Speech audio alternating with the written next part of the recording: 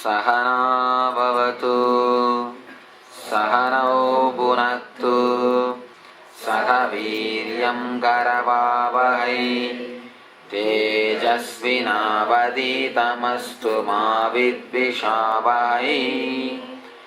Om Shanti Shanti Shanti.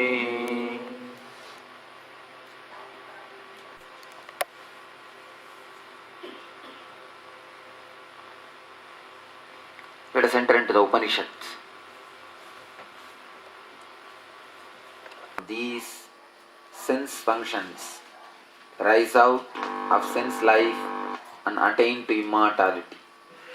As I was explaining to you today morning, the way in which the ordinary senses work, wise men, intelligent people separate themselves from their sensory life. They are not bound by the sensory life. They don't go up or low along with their senses. They attain to immortality. Of course,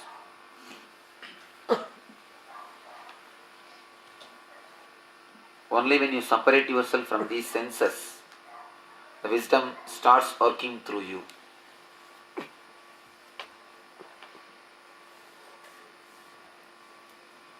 The next 4-5 slokas, they all have the same meaning. They all explain how the existence, how the Brahman is greater than the all we see by our eyes. The time in which the Upanishad was written, or I can say when it was expressed, in that time there was a need to speak about the importance of the self and Brahman. So they speak. I want you all to understand this, from this place, the place where you are sitting, from this city only, first time Hinduism was organized. Shankara started his first ashram in this Joshimath. We can say in a way this was the headquarters of Hinduism.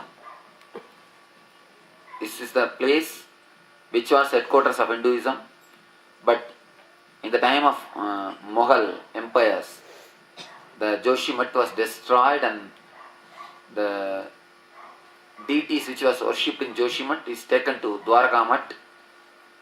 Dwarkamath means which is in Gujarat, and the Sankaracharya was killed, the Joshimath Sankaracharya.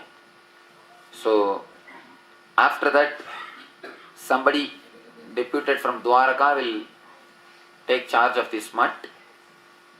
But this is the first mutt ever established by Hindus, because the Shankara is the first person who organized Hinduism. He is the person who established Hinduism. And this is the place from where it was established. This is the first mutt, Joshimath.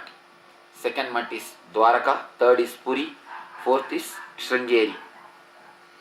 So he made 4 pitas for all his 4 disciples to sit and rule and spread the thing. This sloka is written in a time where the importance of God or Brahman has to be emphasized. That is why the next 5 sutras, they speak on the importance of the God or Brahman.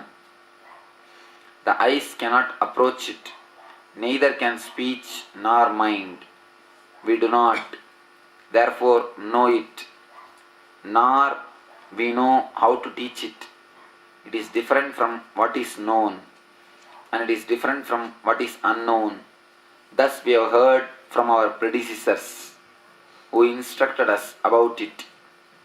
What speech cannot reveal, but what reveals speech. Know thou that alone as Brahman. Here rishis are declaring it cannot be known by intellect, and it cannot be taught through intellect. It is totally different from what is known. It is different from what is unknown. This is a beautiful thing. You can say it is different from known. How can you say it is different from unknown? When I say it cannot be known, you yourself come to an idea, it is unknown. Your logic always works opposite. When I say, understand two types of logic, then you will be able to understand why the rishis are telling it is neither known nor unknown. There are two kinds of logic. First logic, human beings has got one head. Socrates is a human being. What will be the third sentence? Therefore, Socrates has got one head. This is one kind of logic. Human beings has got one head. Socrates is a human being. Therefore, Socrates has got one head. This is simple straight logic. There is another one kind of logic. Two doors are there. One door is open.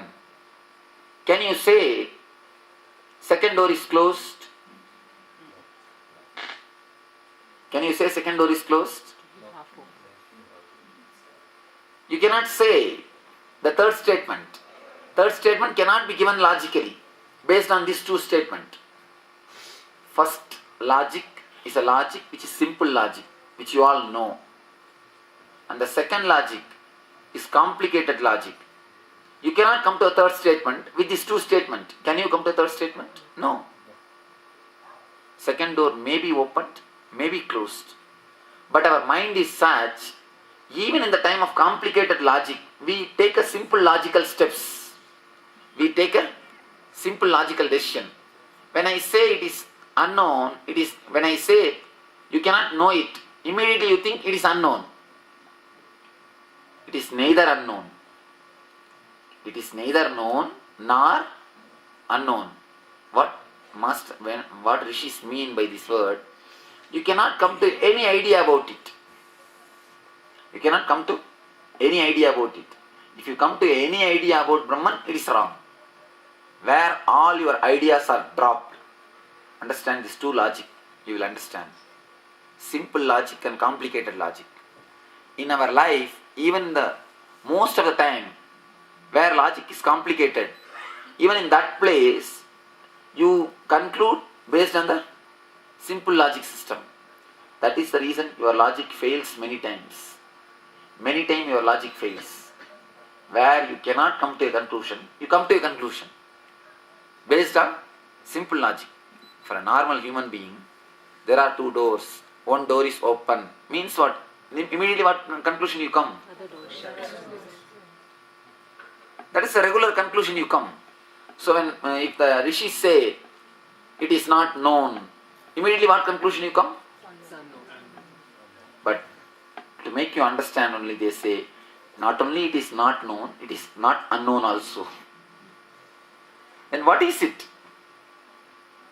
You say it is not known and it is not unknown. What is it? It is totally confusing. Then what it is exactly? We want you to get confused. That is ultimate truth. Actually, Raman Maharishi was questioned, what these rishis are talking? They are telling neither it is known nor it is unknown. What they want to know, what they want to exactly tell us. Raman Maharishi says, they do not want to tell anything to you. They just want to create a curiosity, inquisitiveness in you, and they just want to confuse you, so that you will search by yourself. If your thirst becomes too deep, if your hunger for your quest for the truth has become too deep, naturally what will you do? You will go for searching. So Upanishad rishis make your thirst more deep, make your quest more deep by these statements. They make your questions into quest, your urge into urgent by these statements. Thus we have heard from our predecessors who instructed us about it. What speech cannot reveal, but what reveals speech. It's a wonderful statement. what speech cannot reveal and what reveals speech. That alone as Brahman and not this anything objective. That people worship here what the mind does not comprehend, but what comprehends the mind. Know thou that alone as Brahman and not this that people worship here. These two statements. The speech cannot reveal Brahman, but which reveals that speech, which makes you speak, that is Brahman. Mind cannot reveal it, which makes mind to work. You cannot comprehend in any way. They are trying their best to put your mind off. It's almost like a Zen cones where your mind stops working. They say that is what is Atman. And one more thing they insist, not this that people worship here. The Upanishad is written in the time where the Karmaganda was popular. Karmaganda means the rituals and the sacrifices. They were popular at that time. So people are made to understand the rituals which you do, the worship which you do here is not directly to the Brahman or the God or the divine. What sight fails to see, but what sees sight. What sight fails to see, but what sees sight. Know thou that alone as Brahman and not this that people worship here. Which you can't see, but the energy which makes you to see. What hearing fails to hear, but what hears hearing. Which you can't hear, but the energy which makes you hear. What prana does not reveal, but what reveals prana. Prana never reveals it, but the energy which makes the prana to work. Know thou that alone as Brahman. The energy is what is Brahman, not this that people worship here. If you think that you know Brahman well, then you know little indeed. For the form of Brahman that you see as a conditional in living beings and gods is but a trifle. Therefore, you should inquire further about Brahman.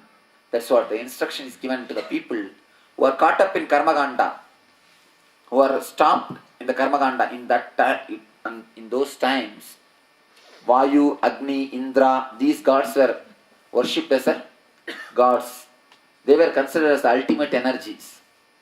So instruction is given to them, don't stop, don't think these gods are the ultimate. Ultimate is something far beyond these energies. Ultimate is the far beyond than what you see. I do not think I know it well, nor do I think I do not know it. Yet I know too. He amongst us knows it, who knows that it is other than the unknown and the known. That's what the total confusing statement. If you know it is neither known nor unknown, then you are know. You know it. That's what the masters mean. And in one place he says, I do not think I know it well, nor do I think I do not know it. Yet I know too. It's just a technique. Actually, they ask you in indirect way to drop intellect